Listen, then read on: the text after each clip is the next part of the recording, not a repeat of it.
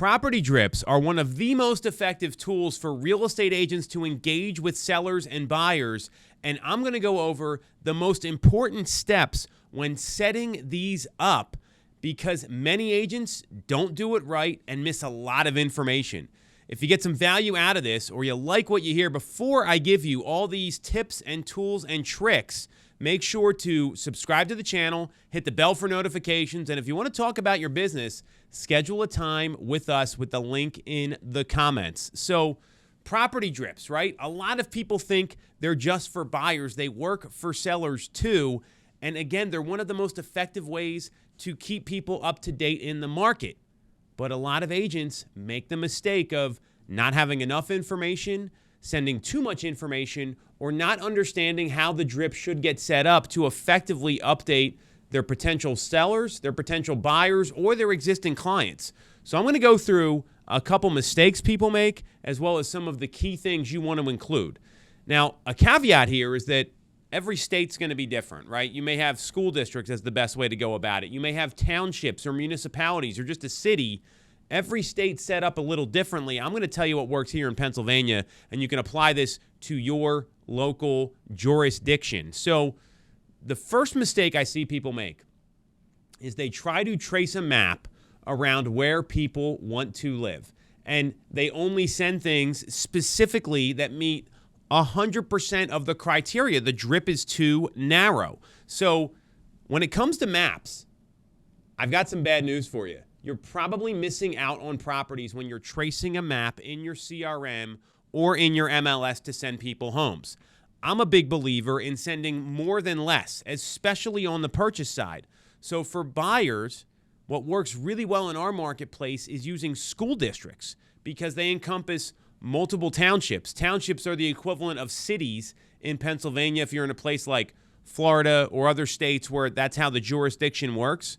In Pennsylvania, it's all about townships, boroughs, and the municipalities. Municipalities are the collective grouping of all of them, whether it's a city, a borough, or a township. So instead of using municipalities, school districts are going to be all-encompassing. So I would be using only school districts to separate property drips for sellers and for buyers because we know that prices can change when you go from one school district to another. Don't use the mapping feature unless there's a reason for it. Like I have to be within a certain city block radius. If you're in the city of Philadelphia as an example, that's the only time that makes sense. Don't use the map. You should just stop doing it altogether. Use the school districts or your local municipalities. That's one of the biggest mistakes I see.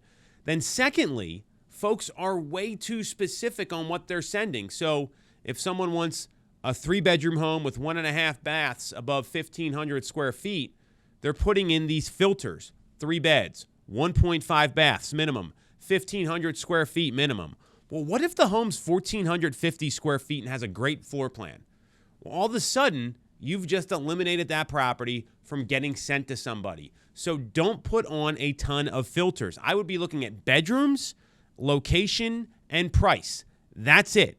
Don't send anything else unless there's like a really specific need that they need a basement, they need a garage, they want to be in a 55 and over community, something like that. Don't be overly specific, especially at the initial stages. And on the seller side, you definitely don't want to do those things. I would just be looking at the school district or municipality and the price. And the way to get some bearing on the price is see what Zillow and Redfin have to say about the homeowner's home and then put a wide range in. Because when you're sending sellers activity, they want to see all the activity, not the ones that are a full match for every single thing they're doing. So don't be too specific, be more broad. What we see happen a lot of times is people are so specific, they're sending like one property to a buyer or they're sending almost nothing to a seller, so the drip is not effective. The third mistake I see is the subject line isn't right. It says something like dream home search. Well, if you got a first-time home buyer looking for a 2-bedroom townhome, I don't know if that's going to be their dream home. So you might want to be careful with how you're wording this. I like things like Frank and Wendy's new home search from the Tom Tool Sales Group at RE/MAX Main Line. It's a new home, right? It's very specific. Or, better yet, neighborhood sales activity for Frank and Wendy from Tom Tool at RE/MAX. Very specific there.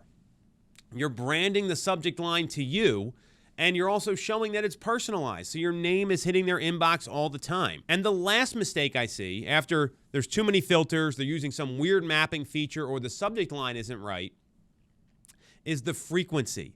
So if you got a buyer looking for a property, you want to send that to them instantly.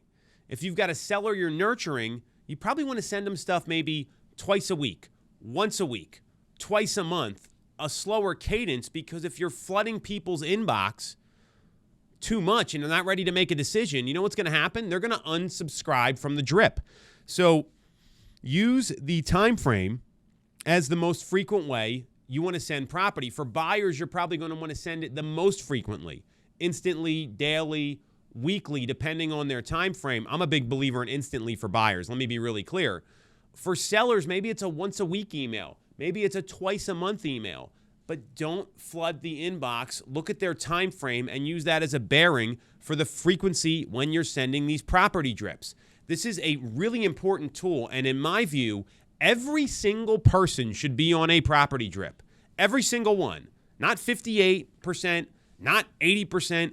Every single person should be getting some sort of real estate information around sales activity or available opportunities, whether they're a buyer or a seller. That's the other mistake people don't make. That's the bonus number 5 mistake, is that not everyone's on a property drip. This tool is so effective because everyone wants to know what homes are selling for. Everyone wants to know what's available, especially when they're in a real estate decision-making phase. So you want to be the one to provide that information.